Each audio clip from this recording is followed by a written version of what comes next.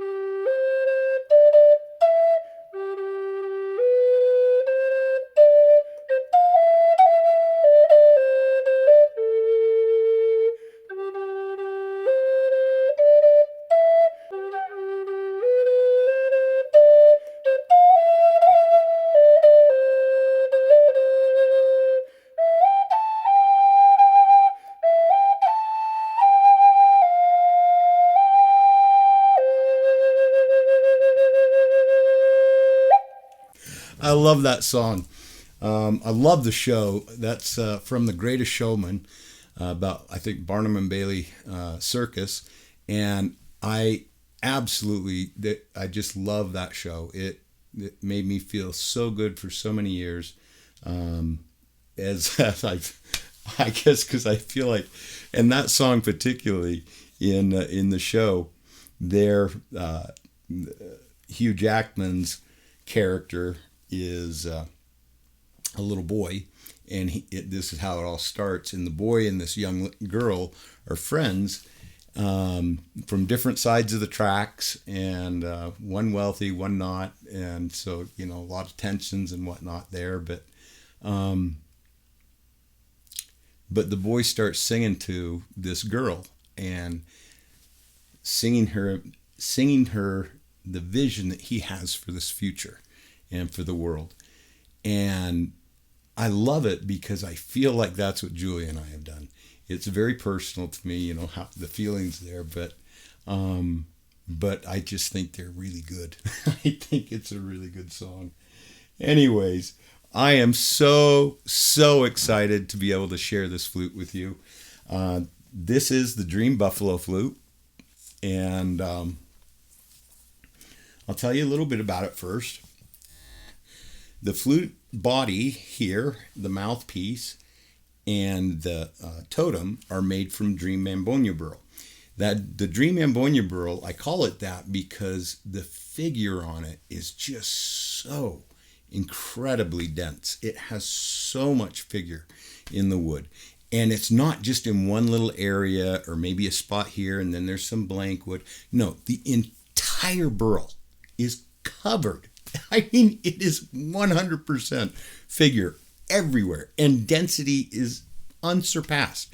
Anything I've ever seen. And getting a piece of wood like that, you'll see pictures of things like that sometimes on the web.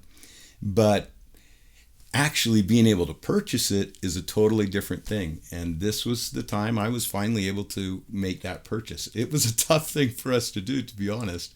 It cost quite a bit, and most expensive Burl I've ever bought. And yet Julia, just like she did all our lives together, and particularly while I have been building Woodsounds and making flutes, she says, "You got a vision for it, Brent? I got your back." And I love her. I really appreciate and love her. Without Julia, there wouldn't be a Woodsounds. It just wouldn't have happened. She was 6 months pregnant with our oldest daughter when I actually started the company and quit my job. Can you imagine? I can't even imagine, and I did it to her.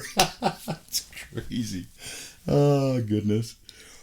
You know, you got to look at this. Please, just take a minute. Just take a minute and look. Look at that wood. Have you ever seen anything like that? Ever? Look at this. Now, let me tell you about it. While you're looking at it, let me tell you a little bit about the flute. So this yellow part of it, or the yellow and the gray and other kind of colors, part of the wood is what's called sapwood. It grows on the outer edge. And then this inner part is the heartwood. And typically the sapwood won't have much figure in it. It'll have maybe a little bit. But look at this. Look at all this. Look at all the eyes, all the burl in there. Oh, incredible. I love this gray staining here too. I think, I'm not 100% certain, but I think that this gray has probably come about through bacteria in the wood and kind of working on the wood. And that will happen in woods like maple, and they'll call it spalting. But I believe that that's some natural spalting that's going on right there. I love these lines, all these things. And then there's curl in it too. So when I move it back and forth, it looks three-dimensional. Oh, it's just fabulous. Oh gosh, look at this buffalo. Look at him up close. Isn't that amazing? Oh. It was so beautiful. The buffalo was such a beautiful buffalo. I just had to put the copper horns on it and the silver heart line. The heart line's the lightning looking thing, and it goes from the mouth to the heart and represents the breath of life. I love that symbology. I like simple symbologies that speak to the basic realities of our existence, and it's good. That's good things. Not every one of the Amboyna Burl flutes is going to have this look, not by a long shot. Most of the wood is all heartwood, and then there's about a 2-inch, well, about that much, maybe anywhere from 2 to 3 inches of the sapwood that go around the outer edge of the burl, and it's just a big circle. The burl is, and so to get a flute that has this grain running down the length of the tube is only going to happen in 2 places on the entire burl. In one place, if you watch the video, the unboxing of the Amboyna Burl flute, you can see the link below in the description if you haven't seen that. And in that video, I actually cut the Amboyna Burl. And so imagine a big circle, big flat pie, but instead of cutting it, like you would a pie or a pizza, that wouldn't work for making flutes. That'd screw all the wood up. So instead of doing that, I have to cut the wood vertically like this out of that big circle. And so what that means is only on either side out here am I ever going to have any opportunity to get sapwood running down the length of the flute. And so this is one of them. And I only got one flute out of that one side. The reason was the burl kind of fell away toward one end.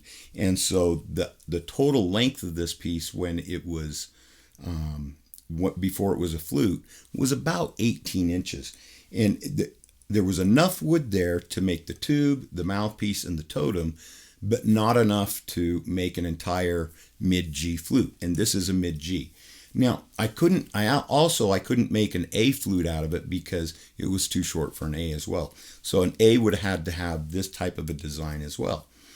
And I really wanted to have a bigger diameter tube for the either an A or bigger for the Amboyna Burl to really show what I knew was inside the grain.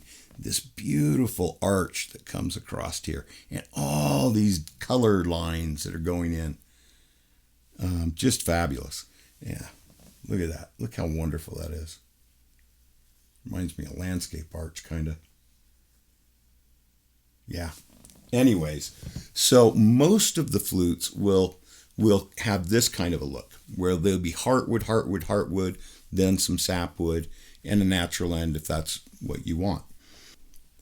You know, I've been buying wood now for Woodsounds for 20 years, plus a little bit. For myself, longer than that. And I have looked at thousands and thousands of burls. I've looked at them in person. I've been to the sawmill cutting them up. I've studied them on the internet. Thousands of them. And you may sometimes see a photo of a piece of wood like this, but the odds of you getting it are so low, because when people see something that's truly magnificent and unique like this in wood, it just they snatch it up and it gets used because it's gorgeous. And so, but this time I got the Burl. This time it's our material to make flutes. Thank you, all of you that have supported us throughout the years, that have allowed me to be able to get to a point where I can get a piece of wood like this.